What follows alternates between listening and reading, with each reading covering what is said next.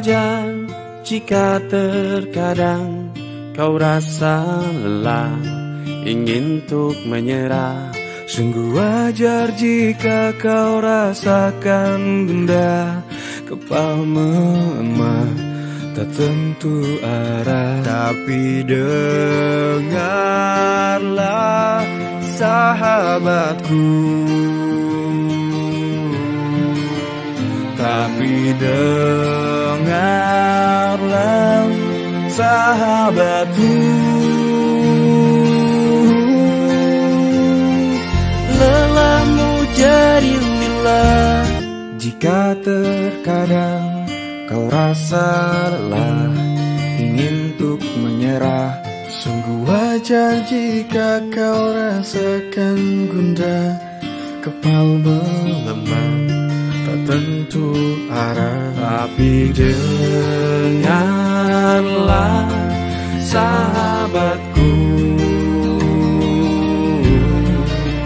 tapi dengarlah sahabatku.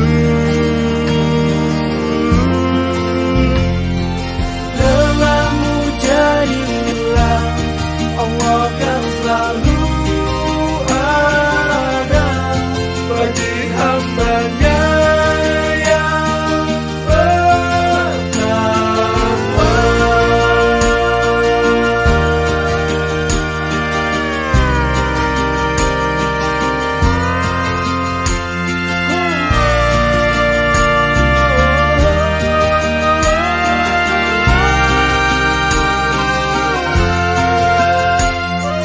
Perjuanganmu, perjuanganku, langkah ini, jerih payah ini.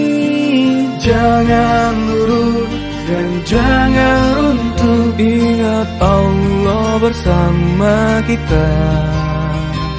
Ingat Allah selalu ada.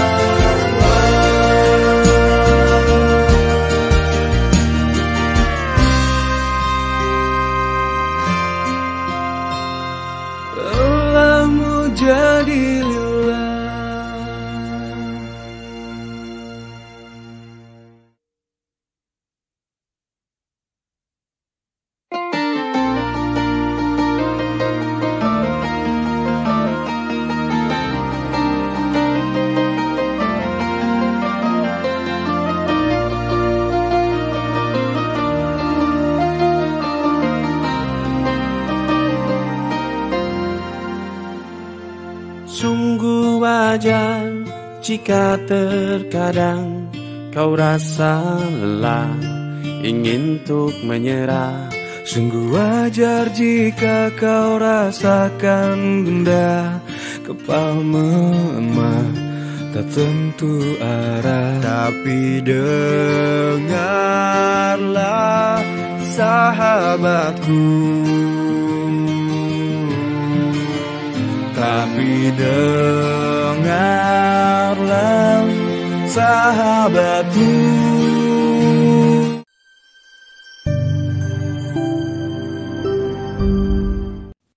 Assalamualaikum warahmatullahi wabarakatuh. Alhamdulillahirabbil alamin wassalatu wassalam ala nabiyyina Muhammadin wa ala ahlihi wa ashabihi ajma'in amma ba'. Sahabat Basnas TV yang dirahmati Allah, mari senantiasa kita tingkatkan rasa syukur kita kehadirat Allah Subhanahu wa taala yang telah melimpahkan kucuran kasih sayang kepada kita semua. Sholawat serta salam semoga senantiasa tercurah kepada junjungan kita Nabi Muhammad SAW. Sahabat Basnas TV yang dirahmati Allah, melengkapi aktivitas ibadah kita di bulan Ramadan, memasuki malam ke-9 Ramadan 1441 Hijriah ini, kita akan simak bersama kajian tarawih yang insya Allah pada kesempatan kali ini akan disampaikan oleh narasumber kita, yaitu Dr. Kiai Haji Fahmi Salim. Beliau adalah Wakil Ketua Komisi Dakwah dan Pengembangan Masyarakat Majelis Ulama Indonesia. Kepada Al-Ustadz Dr. Kiai Haji Fahmi Salim, kami persilahkan. Assalamualaikum warahmatullahi wabarakatuh. Alhamdulillah wassalatu wassalamu ala Rasulillah wa ala alihi wa sahbihi wa man tabi'ahu wa nasarahu wa wala la hawla wa la quwwata illa billah amma ba'du. Para pemirsa, teman-teman, sahabat-sahabat, saudara-saudaraku yang dirahmati Allah Subhanahu wa taala, pemirsa Basnas TV yang insyaallah mudah-mudahan kita semuanya senantiasa dimuliakan oleh Allah Subhanahu wa taala. Alhamdulillahirabbil alamin. Puja dan puji syukur mari kita panjatkan hanya kepada Allah Subhanahu wa taala. Nikmat yang begitu besar, karunia Allah turunkan kepada kita. Ya, ketika kita berada di musim pandemi ini, ketika berada di tengah-tengah musibah yang dimulai pada pertengahan Maret secara resmi diumumkan, meskipun sebelumnya mungkin sudah ada yang positif COVID-19 di negeri ini, tapi baru diumumkan di pertengahan Maret, ya, menjadi puncak pandemi pada bulan Maret dan April, dan sekarang subhanallah kita berada di awal bulan Mei.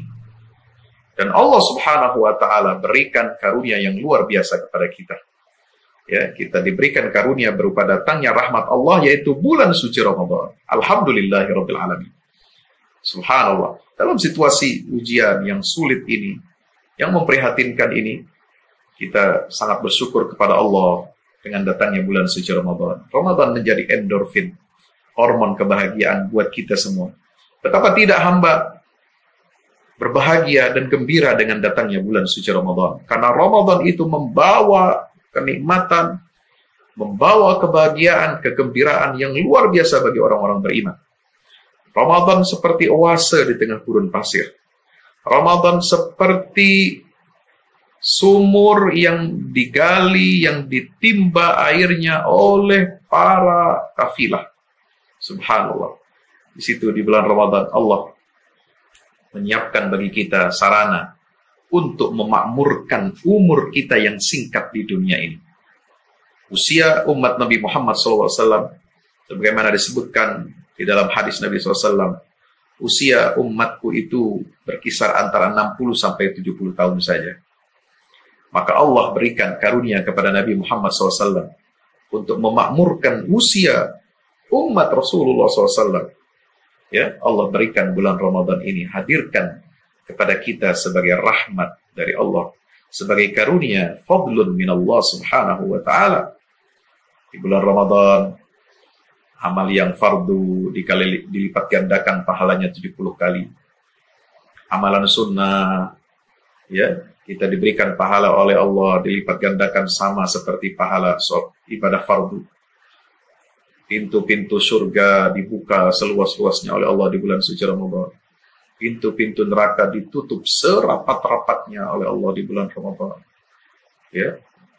Iblis dirantai, dibelenggu selama bulan suci Ramadan. Dia tidak akan mengganggu, tidak akan menjerumuskan umat manusia ini ke jalan nista yang menjauhkan kita dari jalan Allah Subhanahu wa ta'ala. Tapi kalau ada perbuatan manusia yang menyerupai perbuatan iblis di bulan Ramadan ini, maka ketahuilah, bukan karena iblis di bulan Ramadan ini bebas berkeliaran, tetapi karena manusia yang sebulan atau di bulan-bulan sebelumnya itu telah menjadi karib kerabatnya iblis, telah menjadi binaannya iblis, telah menjadi teman setianya iblis, telah menjadi walinya iblis. dia di bulan Ramadan menjadi agennya iblis, walaupun iblis ada di dalam penjara. Seperti halnya bandar narkoba yang di penjara, tetapi dia masih memiliki agen di luar sana, maka dia tetap bisa mengoperasikan bisnis haramnya. Nauzubillah min dzalik. Pemirsa Basnas TV yang dirahmati oleh Allah Subhanahu wa taala, maka kita bergembira dengan datangnya bulan. Orang-orang yang beriman itu bergembira. Ya, insya Allah kehadiran Ramadan menjadi obat bagi kita, menjadi penawar bagi kita dalam menghadapi pandemi ini.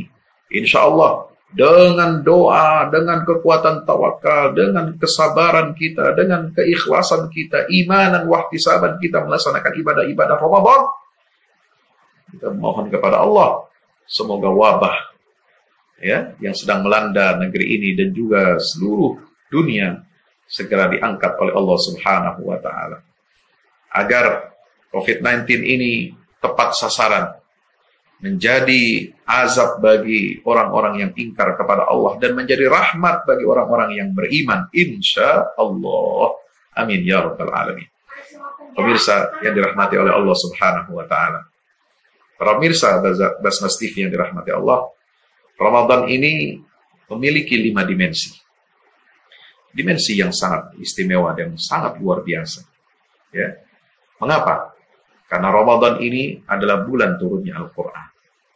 Ketika Allah menyatakan, Syahrul Ramadan alladhi unzila fihi Al-Quran, hudan linnas wa bayyinatin minal huda wal furqan. Ya, bulan Ramadan itu adalah bulan di dalamnya diturunkan Al-Quranul Karim untuk menjadi petunjuk bagi manusia, penjelasan-penjelasan dari petunjuk itu, dan menjadi pembeda antara yang hak dan yang batil. Subhanallah.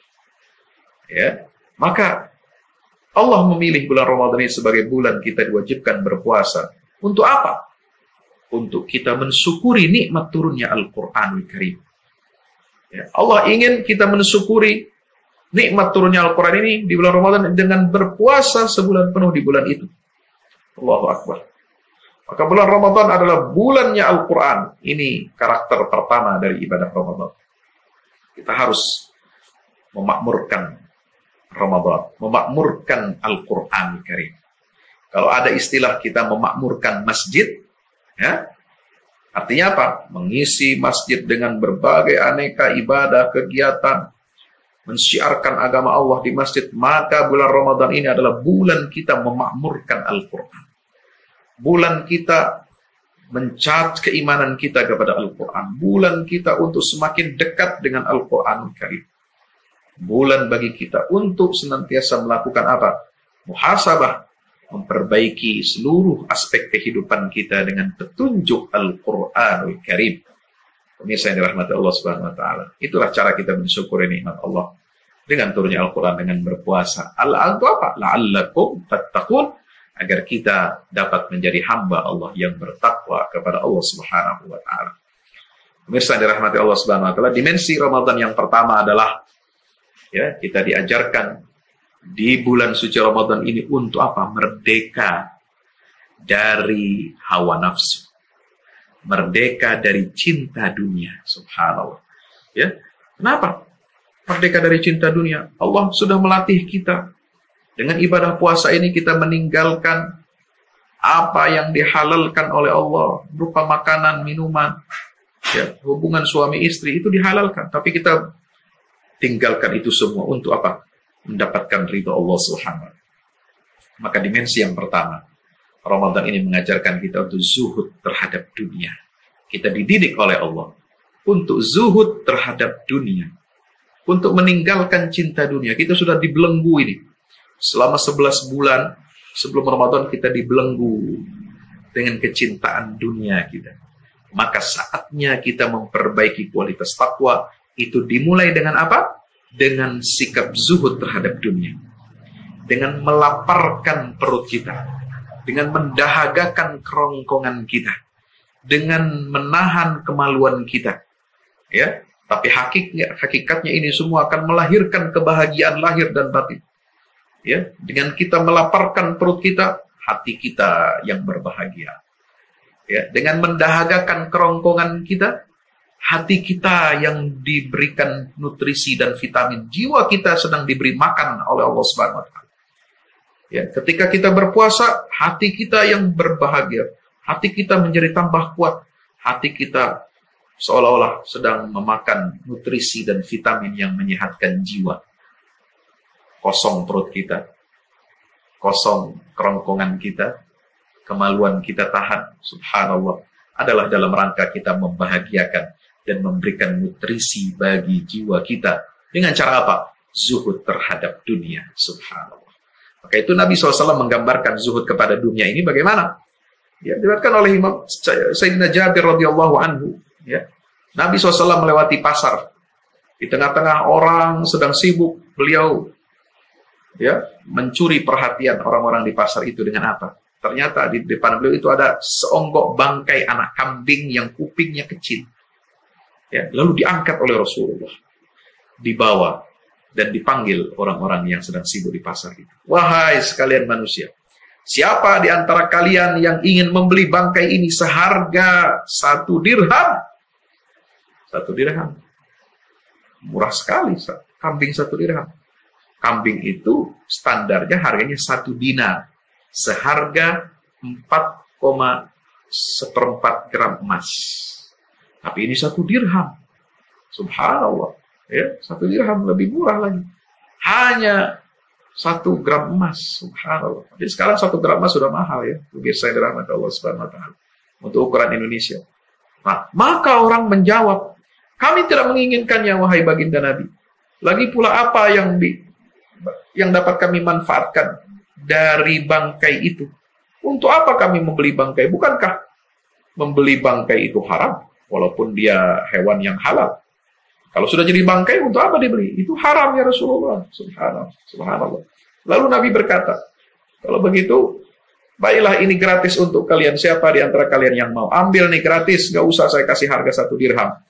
Maka mereka serempak menjawab, ya Rasulullah, demi Allah, jika kambing itu masih hidup, kuping yang kecil itu adalah cacat. Bagaimana pula dengan bangkai? Kalau dia masih hidup, itu kambing dengan kuping yang kecil itu sudah menunjukkan kecacatan. Orang saja enggan mau beli, apalagi ini sudah jadi bangkai ya Rasulullah. Gak ada harganya. Gratis pun kami tidak mau. Subhanallah. Maka di situ Rasulullah tersenyum dan bersabda, apa kata Nabi SAW? Wallahi, inna dunya la ahwanu ala Allahi min hadhihi. Demi Allah, sesungguhnya dunia ini lebih hina di mata Allah daripada bangkai itu. Subhanallah. Mirsa yang dirahmati Allah. Yang kedua, puasa Ramadan mengajarkan kita untuk menanamkan apa? Kesalehan pribadi. Kenapa? Ikhlasan. Keikhlasan ibadah kepada Allah nampak di dalam ibadah puasa. Ya. Orang kalau sholat bisa riya, orang kalau zakat bisa riya, orang kalau haji ya bisa riya, dan lain sebagainya. Orang sholat berjamaah bisa riya, ya, bukan hanya yang dibaca surat-surat pendek, tapi juga kadang-kadang surat panjang dibacanya. Apalagi kalau ada calon mertua di belakang, ya, memperhatikan gerakan pemuda ini, kalau sholatnya gimana? Dia lupa saking groginya dibaca hadis Nabi, innamal a'malu binniyat, saudara. Ya Allah, Masya Allah. Itu kenapa? Karena riya. Tapi puasa, apa yang mau dipamerkan? Lapar, dahaga, apa yang mau dipamerkan? Tidak ada. Subhanallah. Yang tahu dia puasa itu hanya Allah Subhanahu wa taala. Meskipun kelihatannya tadi pagi dia sahur, malamnya dia tarawih, besok dia tidak ada orang tahu di sekelilingnya apakah orang ini puasa benar atau tidak. Barangkali dia minum sendiri di tempat tersembunyi. Dia makan, mencicipi makanan tersembunyi. Kita nggak ada yang tahu. Maka yang tahu amal ibadah puasa itu hanya Allah Subhanahu wa ta'ala. Maka Nabi SAW mengatakan, kullu amal ibni adama lahu illa sawm fa innahu li wa ana ajzi bihi. Seluruh amal anak Adam itu akan kembali kepada dia. Manfaatnya kembali semua kepada anak Adam itu. Kecuali puasa. Dilakukan puasa itu hanya untuk aku. Untuk mendapatkan ridho aku. Dan aku sendiri akan membalasnya. Akan memberikan ganjaran pahala yang begitu besar dari Allah Subhanahu wa taala. Itulah kesalehan pribadi. Nah, kesalehan pribadi ini ditopang lagi oleh dimensi Ramadan yang ketiga, Ramadan sebagai apa? Syahrul muasat. Ya, bulan berkasih sayang. Bulan kita untuk berbagi. Bulan kita untuk memerdekakan diri kita dari sifat bakhil dan serakah. Ya. Apalagi sekarang kita berada di tengah pandemi. Ya. Mari kita manfaatkan momentum Ramadan ini. Mencontoh, menteladani sunnah Rasulullah SAW. Berbagi. Kita buat gerakan peduli tetangga. Di awal sebelum Ramadan, saya membuat tagar di media sosial, ayo gerakan peduli tetangga. Satu orang peduli kepada minimal satu orang tetangganya. Ya, itu paling minimal. Kalau dia nggak mampu-mampu amat. Tapi kalau dia mampu, dia bisa perhatikan 10 tetangganya. Dia percepatkan 20 orang tetangganya. Subhanallah. Sesuai dengan kelapangan. Allah Ta'ala berfirman apa? Ya, liyunfiq du sa'atin min sa'atih wa man qudira alaihi rizquh falyunfiq mimma ataahu Allah sayaj'alullahu ba'da usrin yusra. Hendaklah orang yang memiliki kelebihan harta, kelapangan harta, dia berinfak. Subhanallah. Dan siapa orang yang disempitkan rezekinya, juga kata Allah, hendaklah dia berinfak. Falyunfiq mimma ataahu Allah. Berbagilah. Walaupun dia juga sempit rezekinya. Kata Nabi SAW, ittaqunna walau bisyiqqi tamrah. Berlindunglah kalian, takut kepada siksa api neraka, walaupun dengan bersedekah dengan sepotong kurma. Ya, sepotong kurma itu bisa untuk melindungi kita. Bukan satu butir kurma. Ya, setengah butir kurma. Ini di hadapan saya ada tempat storage menyimpan kurma dan buah tin. Ya, ini kurma ajwa. Ini kalau saya belah dua, ya, kurma ini, sepotongnya saya makan dan sepotong lagi dimakan oleh tetangga kita, tetangga saya. Itu kata Nabi menjadi sarana bagi kita untuk bisa menghindarkan diri dari siksa api neraka. Allah Akbar. Berbagi. Karena Nabi SAW kata Sayyidah Aisyah, kana Rasulullah ajwad an-nas wa kana ajwad ma yakunu fi Ramadan. Rasulullah itu orang paling dermawan. Dan beliau paling dermawan, sangat dermawan ketika di bulan Ramadan. Kenapa? Gembira. Ya. Yalqahu Jibril fayudarisuhul Qur'an wa dhalika fi kulli layla. Gembira setiap malam Jibril datang menemui Rasulullah, baginda Rasul, khusus untuk menyimak bacaan Al-Quran, mengoreksi bacaan Qurannya Rasulullah yang telah diturunkan sepanjang tahun. Maka bulan Ramadan adalah bulan tempat Nabi mengoreksi bacaan Quran bersama malaikat Jibril. Dan dengan itulah beliau membiasakan tradisi untuk berbagi, bersedekah. Karena saking gembiranya, saudara. Mari hidupkan tradisi. Ini apa? Membentuk kesalehan sosial kita. Ya, kita saling peduli, kita saling berbagi, memupuk solidaritas di antara umat Rasulullah SAW. Karena banyak yang terkena dampak dari COVID-19 ini. Bukan hanya yang sakit, yang terjangkit, yang positif, atau yang meninggal. Itu mungkin jumlahnya tidak sebanding dengan jumlah rakyat Indonesia yang 270 juta ini. Ya. Yang positif ribuan, yang meninggal mungkin ratusan. Tetapi tidak sebanding dengan jumlah rakyat. Tapi yang paling besar terkena dampak ini adalah dampak daripada krisis ekonomi dan krisis sosial. Nah, disinilah arti pentingnya Ramadan. Allah hadirkan kepada kita untuk membuktikan keimanan kita. Man kana yu'minu billahi wal yawmil akhir falyukrim jarahu.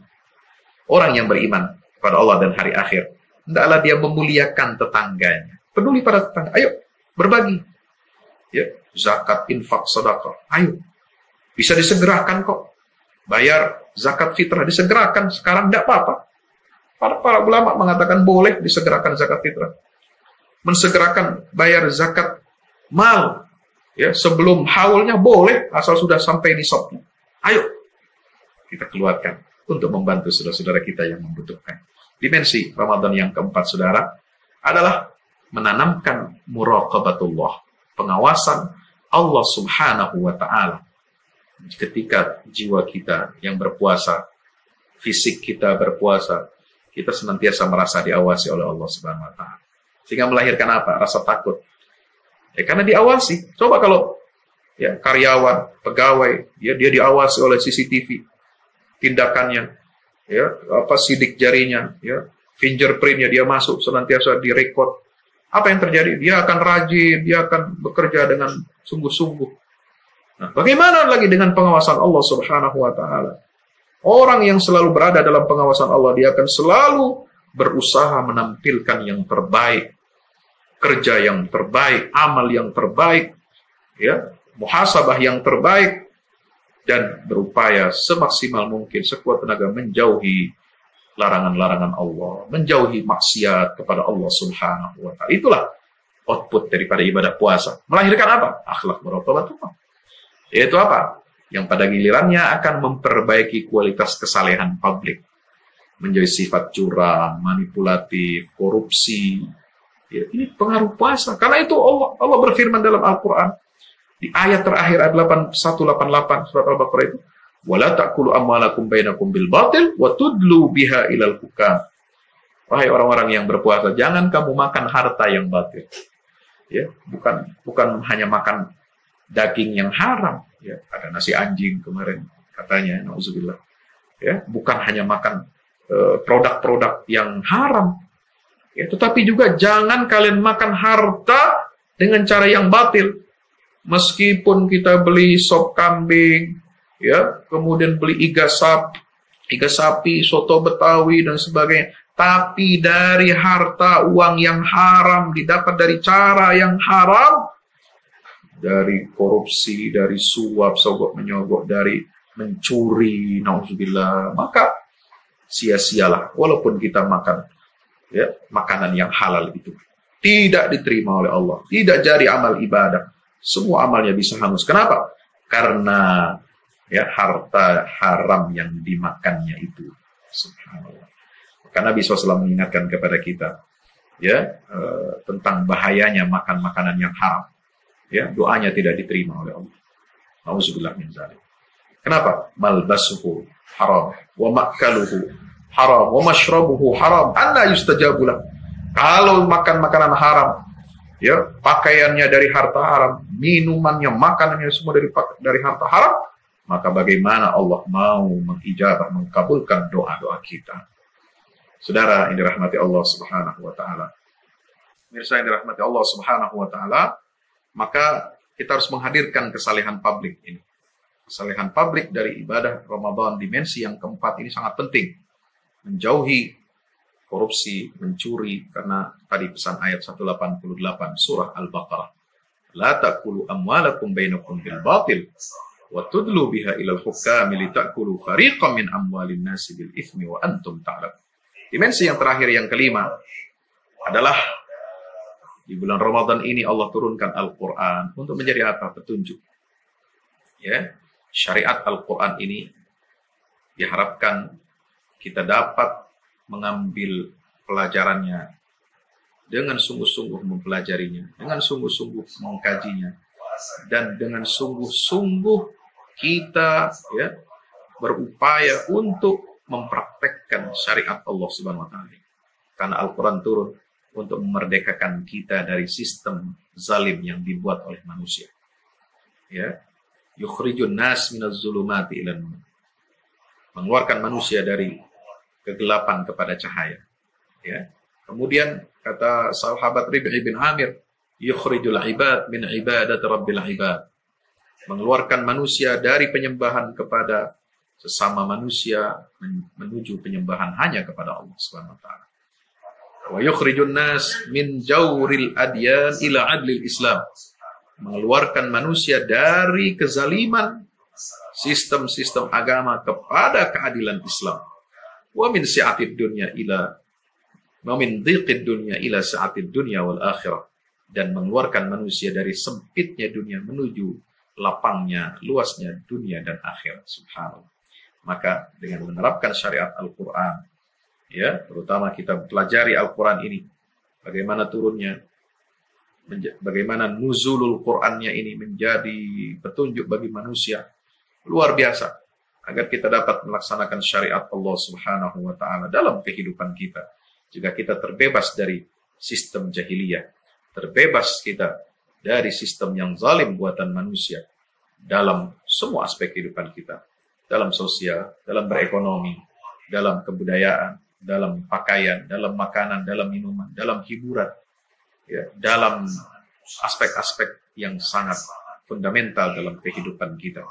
Dengan menerapkan syariat Allah Subhanahu wa taala, insya Allah kita akan selamat dunia dan akhirat.